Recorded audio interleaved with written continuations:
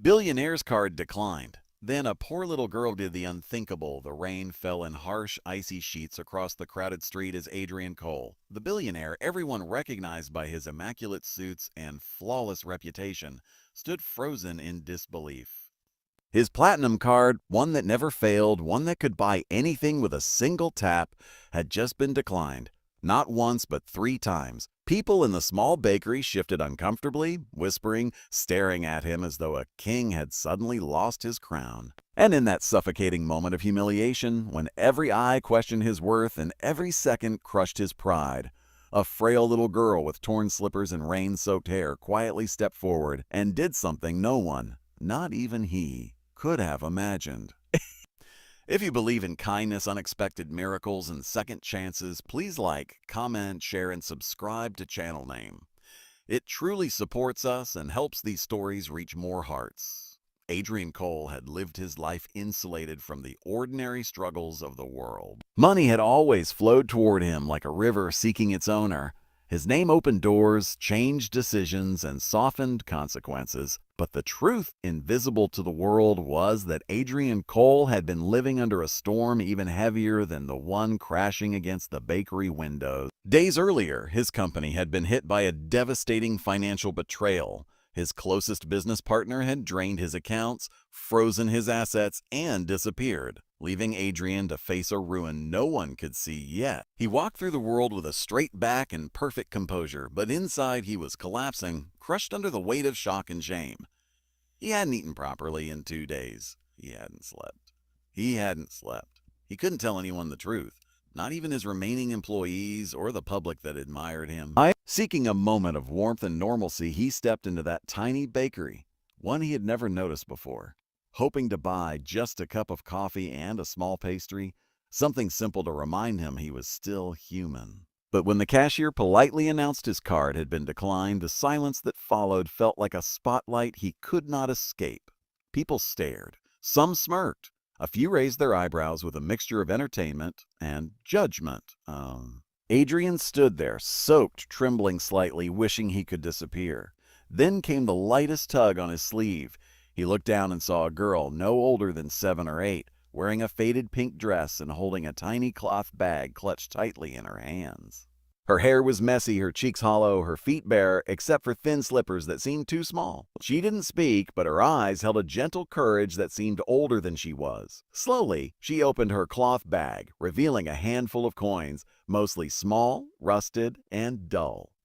She counted them carefully, her fingers trembling, then placed them on the counter. The coins barely made half of the amount needed, but the bakery owner, softened by the sight, nodded and accepted them. In that moment, Adrian felt his throat tighten painfully. A billionaire brought to his knees by life, rescued by a child who had nothing but still chose to give everything she had. The whispers around the room dissolved into stunned silence, and for the first time in days, Adrian felt something break open inside him. Not pride, not humiliation, but gratitude so deep it shook him. As the bakery owner handed him the warm cup and pastry the girl had paid for, Adrian knelt and asked her gently, without words, why she had helped him.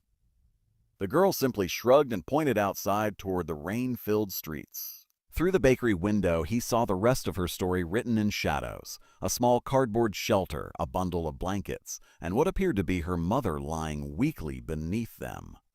The girl wasn't just poor. She was surviving, fighting each day, trying to save herself and her mother in a world that rarely cared. Adrian felt something inside him shift like a tectonic plate, breaking free.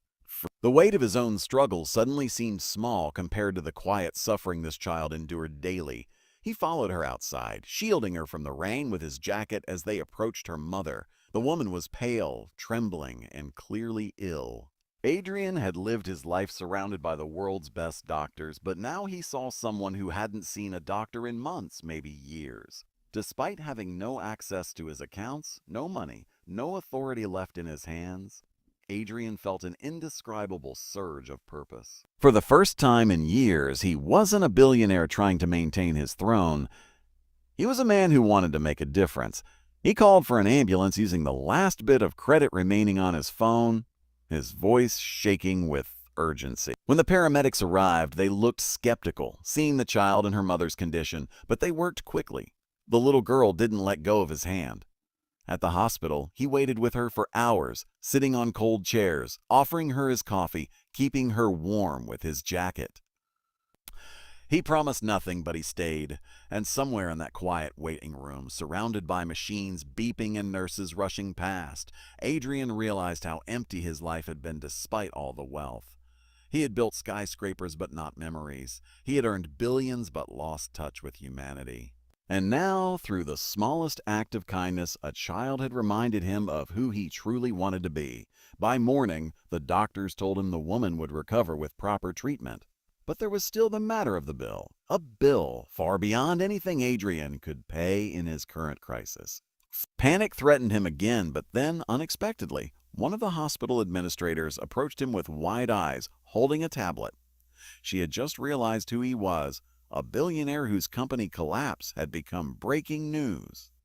And because of his past philanthropic donations, the hospital ran a program named after his foundation. Without hesitation, she approved full medical support for the girl's mother under that program. Adrian felt his chest loosen, as if life had given him a lifeline in return for accepting his vulnerability. Days passed. His legal team, working tirelessly, managed to unfreeze some assets as police located his missing partner. Slowly but surely, Adrian regained his footing, yet he didn't forget. Every day, he visited the little girl and her mother, bringing food, toys, clothes, and most importantly, genuine care. When his wealth returned, he didn't go back to his old life. Instead, he created a new initiative, a shelter and education center for street children, inspired entirely by the girl who had saved him when he had nothing.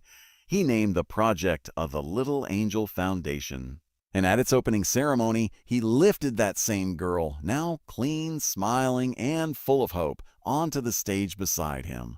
The crowd applauded, but Adrian didn't see them. He only saw her, the child who had shown more humanity than the world had shown her. He knew his wealth had meaning now.